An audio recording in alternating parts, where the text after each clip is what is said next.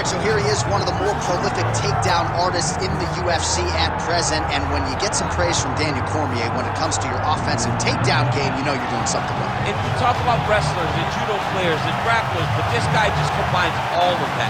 He is able to use foot sweeps from the grappling game.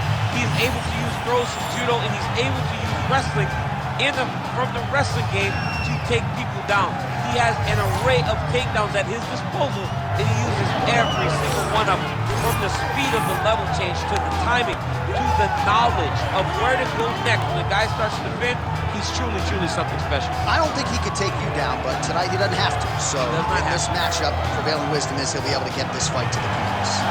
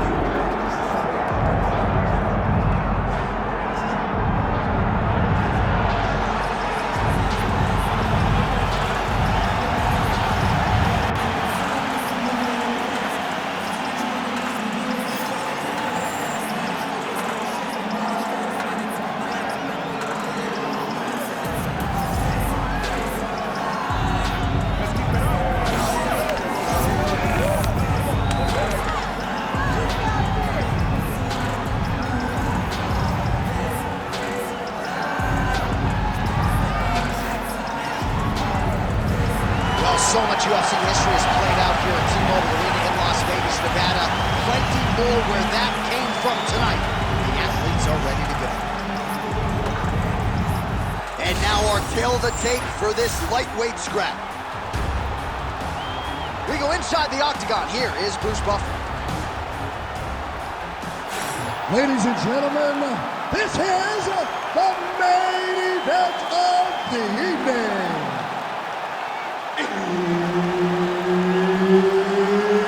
It's time! 5 rounds in the UFC lightweight division. Introducing first, fighting out of the blue corner, the Destroyer. And now introducing his opponent, fighting out of the red corner, Grandmaster. All right, Herb Dean, third man in the octagon for this one. Ready. Well, for all the places we go in the world, few can hold up to this one. Good evening from T-Mobile Arena here in Las Vegas, Nevada. Opened April of 2016. UFC went there for the first time at UFC 200, and they've been bringing big shows seemingly every other month ever since. They call Vegas the fight capital of the world. And if you're talking about a home base for the UFC, you're talking about T-Mobile Arena, home to some of the biggest UFC events ever. UFC 200, Conor McGregor versus Khabib Nurmagomedov. This place has been the home of some of the biggest UFC fights in history. Tonight, you get to take the same walk to that octagon to try to make your mark for the sport. All right, so he's got the body locked down here, DC, or so it appears. This is not a guy you want anywhere near your back. Making all these shots count.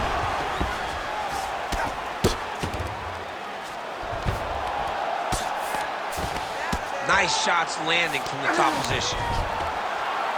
Another ground and pound strike lands. Ooh, right into side control, DC. This is where you want to be now because you get to make your opponent decide. They try to turn back into you, you can attack guillotine.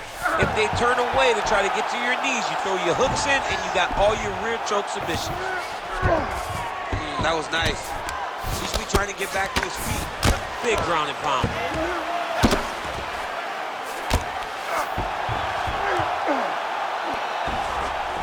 Lands the ground and pound strike here.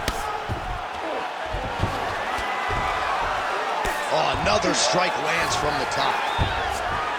Yes, smart adjustment, yep.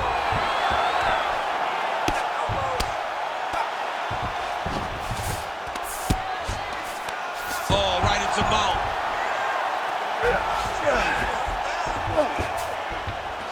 He's got to be careful here.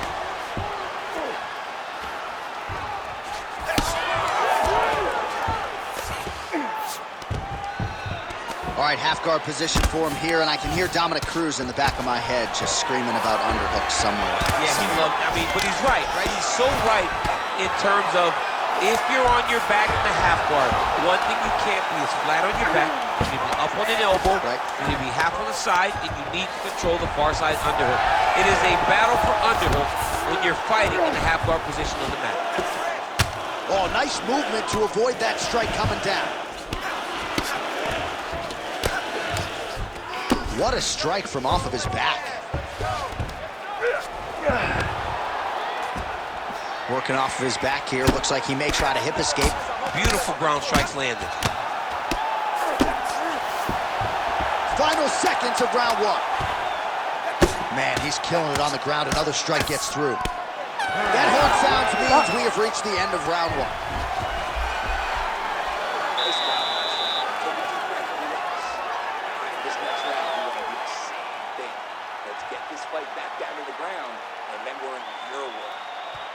All right, let's get you some pictures from that previous round, DC. A lot of good work with the ground and pound strike. Yeah, he was able to control posture, get himself postured up, land big ground and pound as he ended the round. What a great finish to a fantastic round.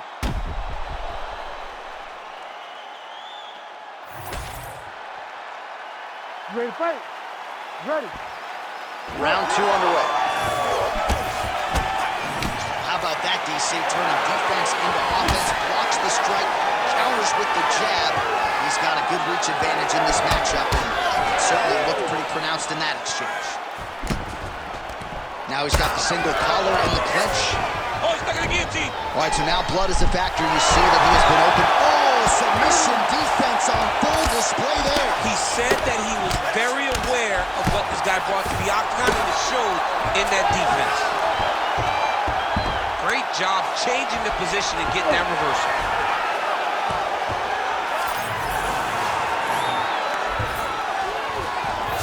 Now he's going full mount.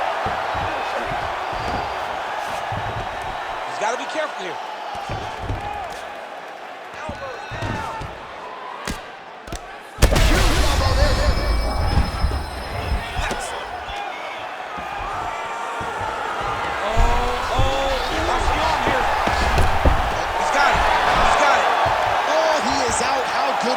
That is phenomenal submission defense by this young man. All right, so you got to be careful playing on the ground with this guy. You don't want to mess around for too long. All right, side control now. We'll see if he can advance position.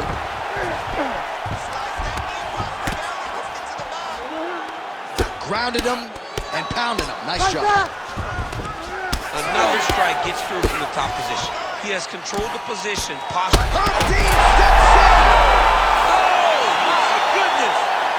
What a fight! So how about that? What a moment for this fighter as he pounds him out for the TKO win. Relentless strikes landed across the board and a huge, huge win in his career. John, that was so impressive. What an amazing display of finishing ability by this young fighter.